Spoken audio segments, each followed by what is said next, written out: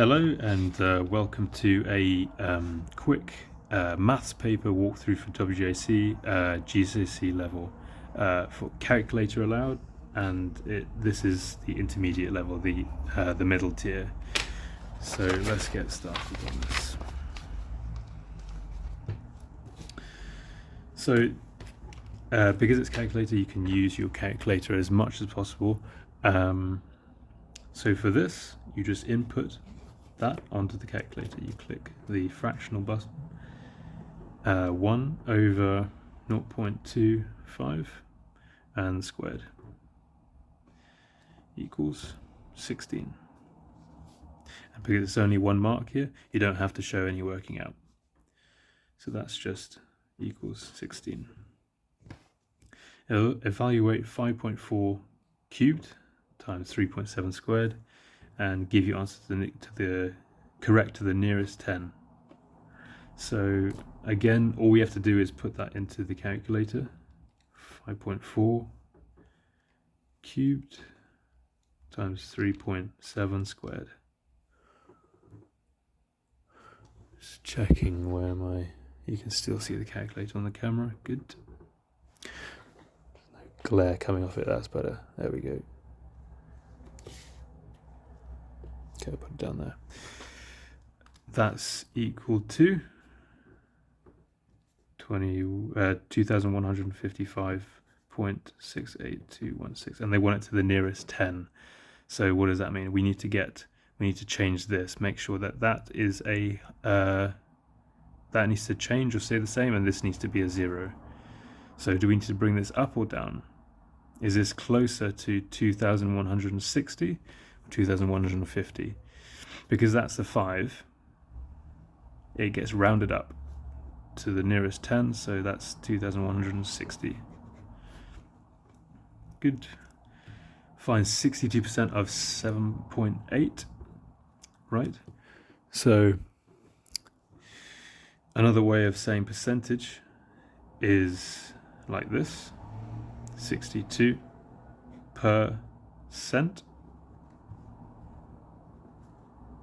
of 7.8, and that is always going to be the same. This top bit is the bit that changes.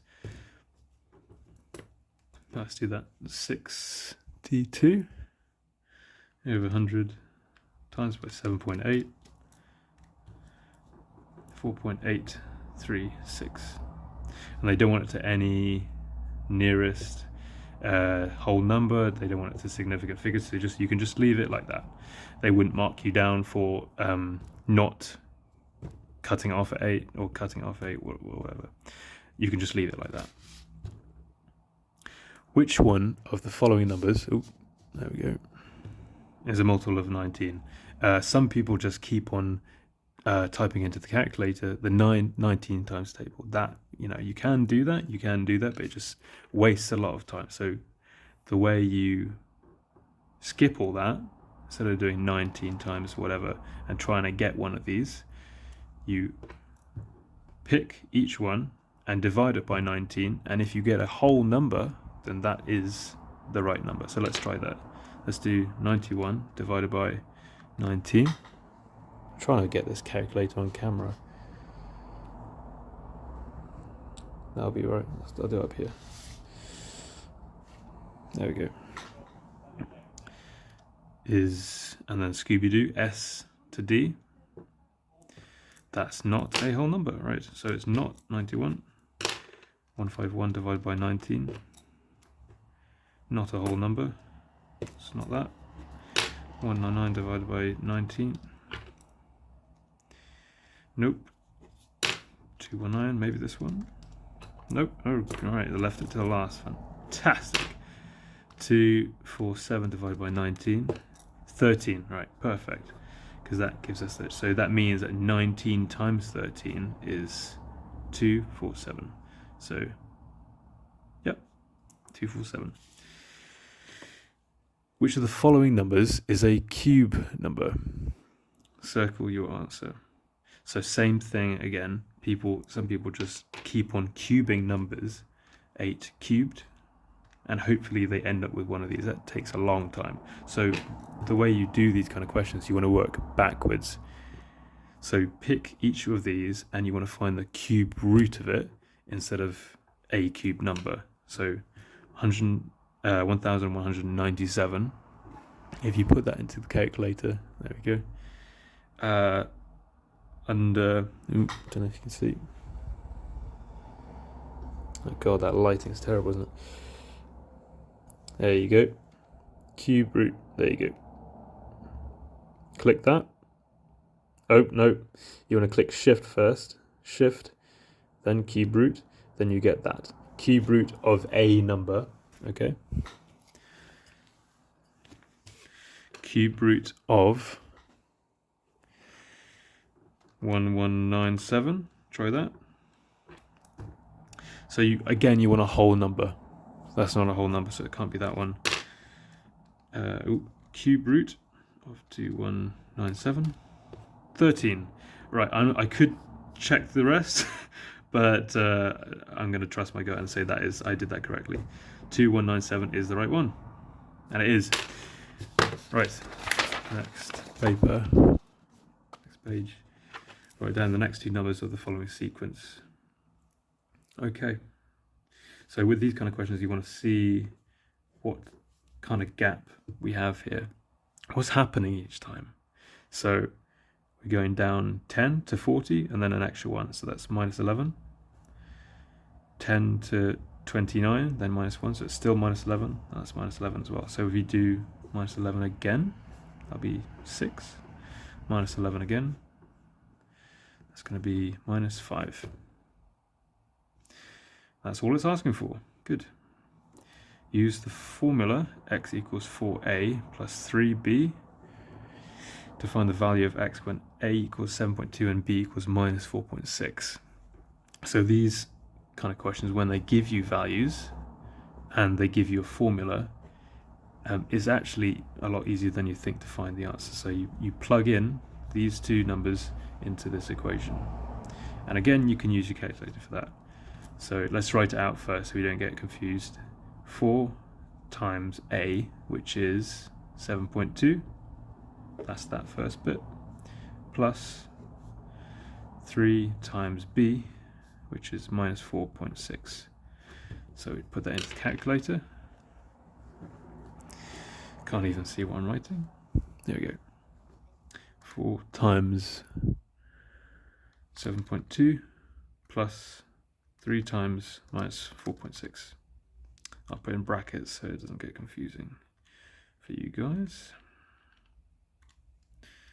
Okay, 15. And that's your answer. Done. Identical rods can be placed end to end as shown below. Each rod is 17.5 centimeters long. Okay, that's 17.5 centimeters long. How many of these rods can be placed in this way between 2 points 4 meters apart? Okay, so this question is asking for how many of these single rods from here to here, which is 17.5 centimeters, can be fitted within 4 meters if they're put end to end each time. Well, where can we start? What is 4 meters in centimeters? Let's start there. Well, 1 meter is 100 centimeters. So 4 meters is going to be 400 centimeters. How many of these are going to be in that? Whenever you get a question like this, how many of this is going to be in this?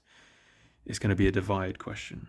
So you want to find out how many of these 17.5s are in 400. By the way, that is just the same as saying 400 divided by 17.5. That's 400 divided by 17.5. Let's find that. 400 divided by 17.5. We've got 22 point... Oh, what a horrible number that is. Forget those. Those just mean it's reoccurring, doesn't matter. So we've got 22 and a bit. So not another whole one, it's not 23. So how many of these rods can be placed in this way between 2 points 4 meters apart? Well, it's not 23, like I said. It's not 22 point and a bit of a rod. So we just want 22. 22 rods. Okay. Right, as soon as you see a question like this where you've got reds and yellows and pinks and stuff like that, it's most likely, it's not always, but it's most likely going to be talking about probability. So get ready to think in terms of probability. So a game uses 15 coloured cards. There are 5 red cards, numbered 1 to 5, 5 yellow cards, numbered 1 to 5, and 5 pink cards, numbered 1 to 5. Okay. They're placed in a box, one card chosen at random from the box, and the grid below is used to show all the possible outcomes. Okay. I guess possible outcomes if you are to pick, if you are to choose one card at random. Oh, I'm gonna sneeze. No, I'm fine. Fill in all the spaces with a label or an outcome. Oh, just checking I'm still recording, thank God. Some of the spaces have already been filled in, yep. And we've got number there and colour there. Okay, and they want us to fill it in. Let's do that. So we've got pink, so that means it must be yellow, it must be red. And then we've got 1, 2, 3, 4, 5 must be.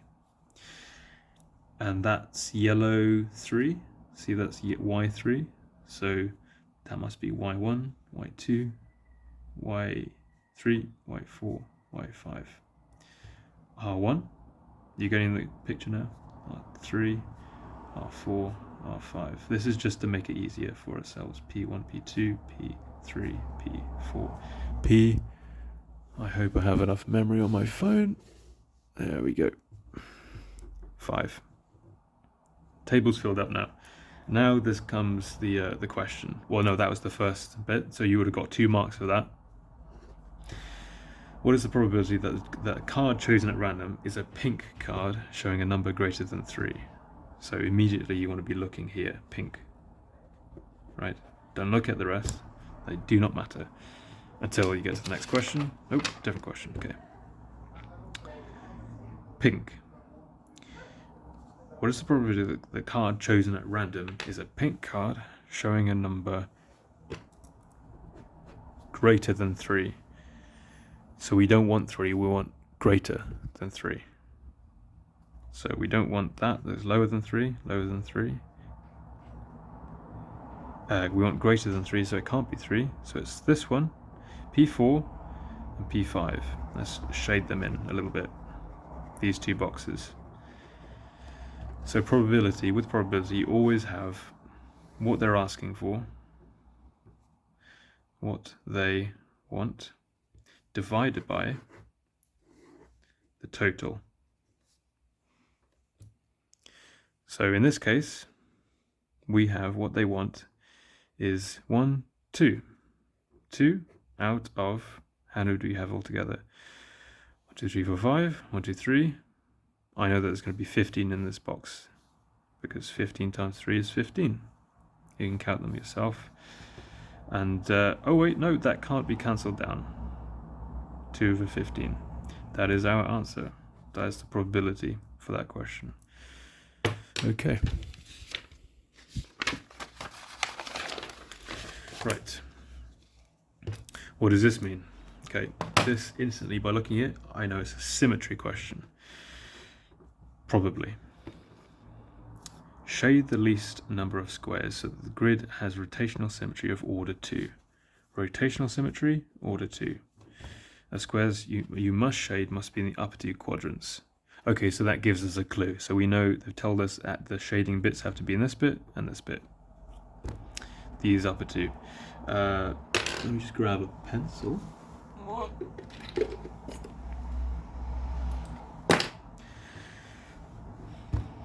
So what does that mean? Rotational symmetry, order 2. So with this type of grid, you want to be rotating around this point. And orders is basically a way of saying, how many times does the thing that you're rotating look the same as the with what you started with until you get back to where you started with. So for example, let me give you an example before I confuse you.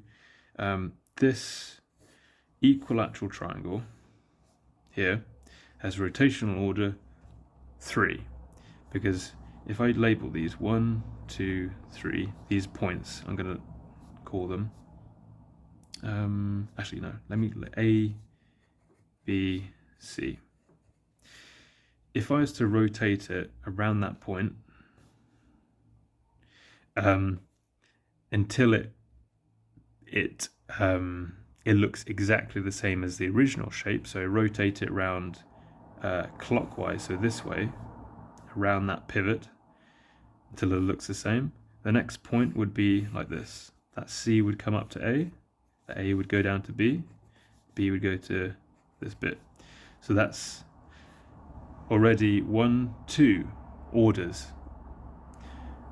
But we still need to get back to our original point.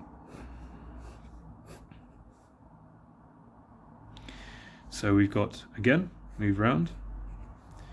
C goes to down here, A goes to here, and B goes up there. So now we've got 1, 2, 3. And if we moved it once again, A would go like this. A would go back up to where it was originally, up here. B would go down to where it was originally, and C would go back here to where it was originally. And then we'd be back to where we left off, where we started with, sorry.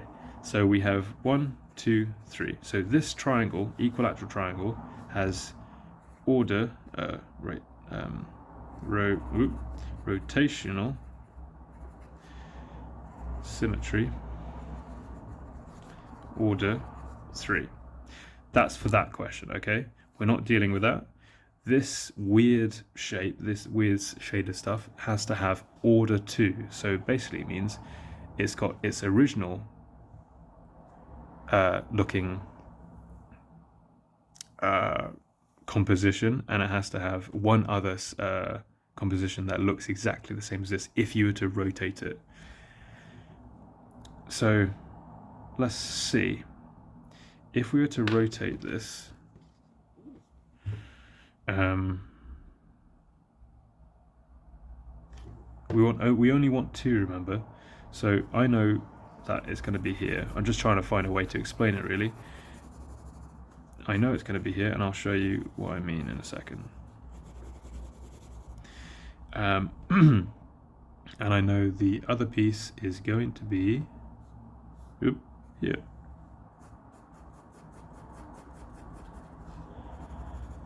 Because, how am I doing for time? 18 minutes.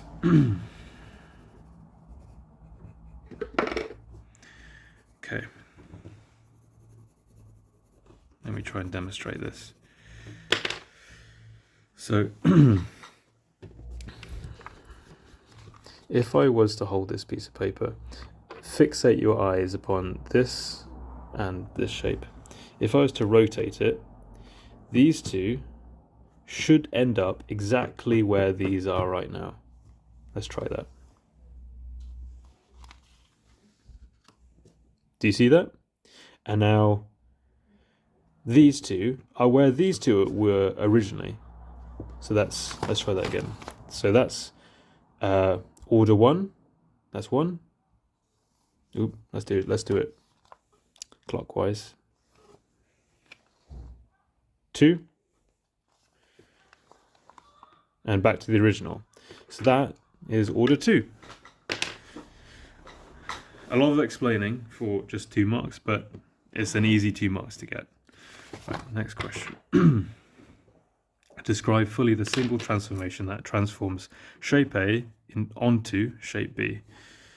So you could do this lots of ways, but they only want, it seems, one single transformation, and they want you to describe it with words. So if you notice, this shape A is, we kind of almost want to flip it. You see, if we flip this shape like this, then this little square would be pointing this way if we flipped it like that. And if you see that if that little square is pointing that way now, it's on this side of the shape, then it looks basically the same. It's exactly the same shape as this. It's just over this way a bit. So, but they only want one single transformation. So how are we going to do that? So you know how I was saying we flip it this way, we could do it that way. Well, we could also flip it this way. You see? If we flipped it that way, down this line,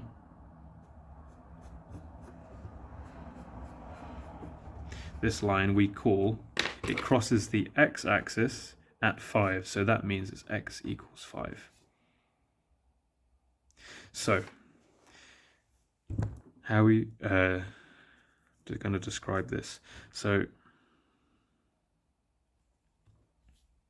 describe fully the single transformation that transforms shape A onto shape B.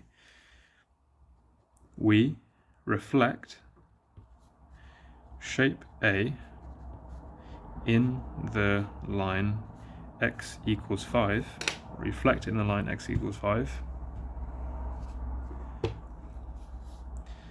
so that we get shape B. Right, that's it. Right, a multiplying out question, it seems like. We need to solve it. 2x plus 3 equals 20. I like to write it out again just so it's bigger and I can see what's going on. It's just good practice to write things out. So first thing with this, you've got a number in front, so you need to multiply it out. Multiply first, and then do this bit second.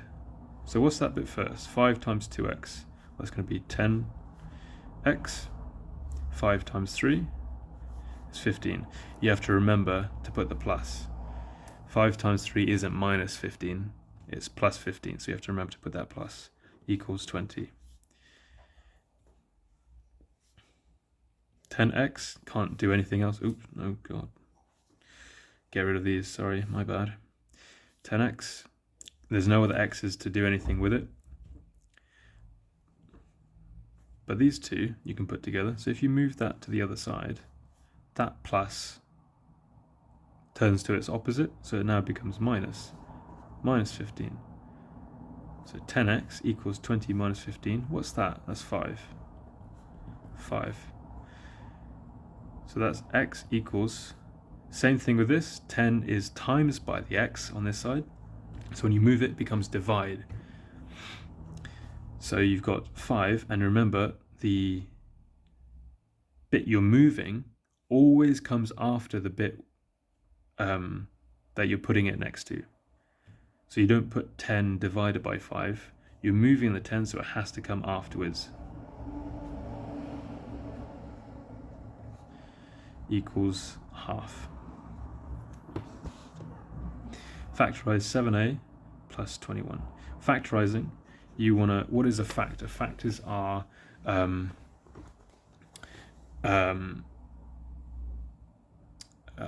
numbers that go into other numbers, basically, to put it simply.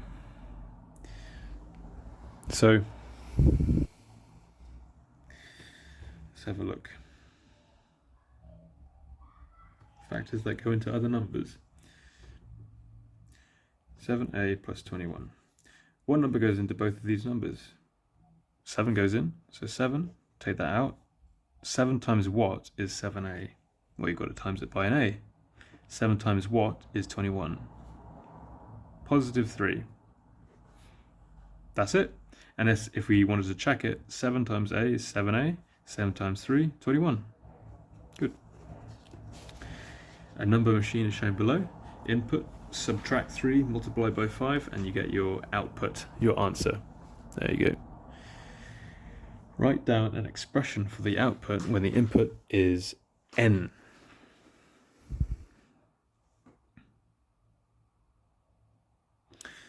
Okay, so normally some questions they give you a number. This time they just give you n. So you want to put n here. N goes into the machine, and you want something to come out. So let's do that. N goes in, subtract 3, so you literally just do this. Minus 3 to it, multiply by 5. So this whole thing now you have to multiply by 5. Output. That's your output. Done.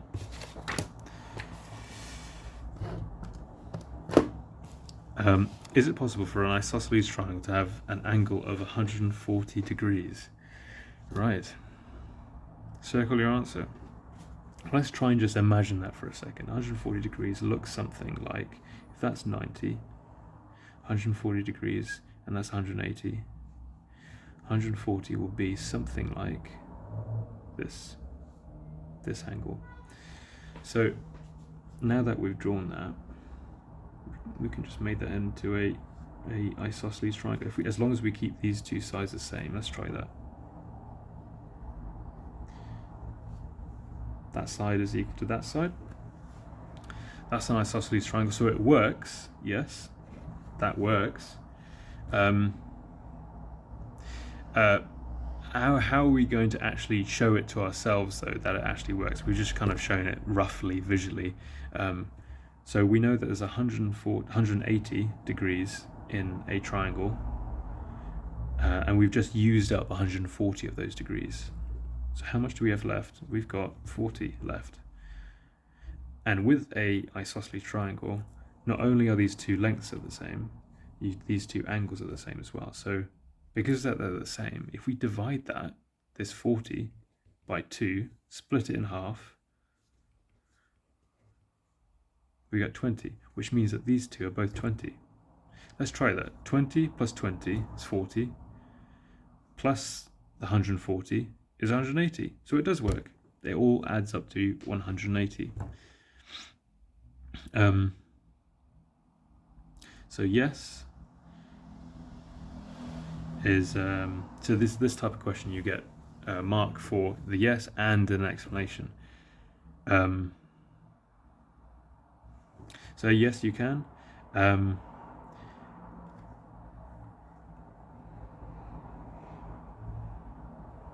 It just means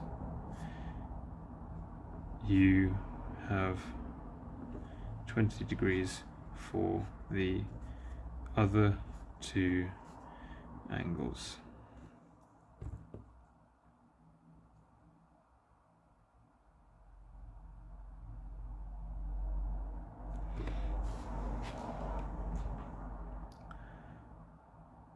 Rhombuses. Is it possible for a rhombus to have an angle of 120 and an angle of 30 degrees? You must circle your answer. You must give an explanation as well for your answer. So rhombuses, what is a rhombus? There's two very similar shapes that we always deal with. They're rhombuses, like this. And parallelograms is the other one that you remember. So the way that they're similar is this is a pushover square, which means all the sides are the same length. This is a pushover rectangle, which means the opposite sides are the same length. Another similar factor between the two shapes are the opposite angles are the same. So these two angles are the same, and these two angles are different than these two, but also the same as each other. The same, different size, but also the same. So this is a rhombus. Parallelogram. We're not dealing with that though. So 120 and an angle of 30. So because that these two angles are different, let's just try and see if it works. So 120 would be one of these, let's call it that, 120. Which means that the other angle is the different angle is 30. And what did we say before about rhombuses? The opposite angles are the same as each other.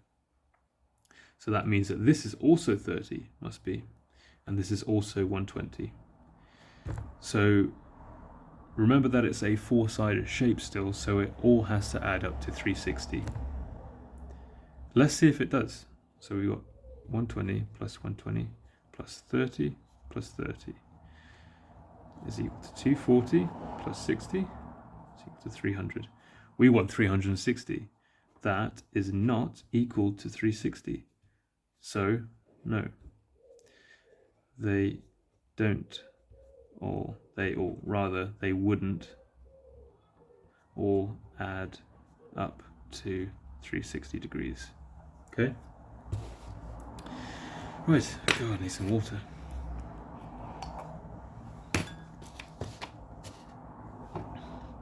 Which of the following equations is correct for the diagram shown above? Right. This kind of question is made to show you the similarities between angles on a straight line and angles in a triangle. What can we say about those two things? How many degrees in a triangle? Well, we know that there's 180. How many degrees on a straight line? Also 180.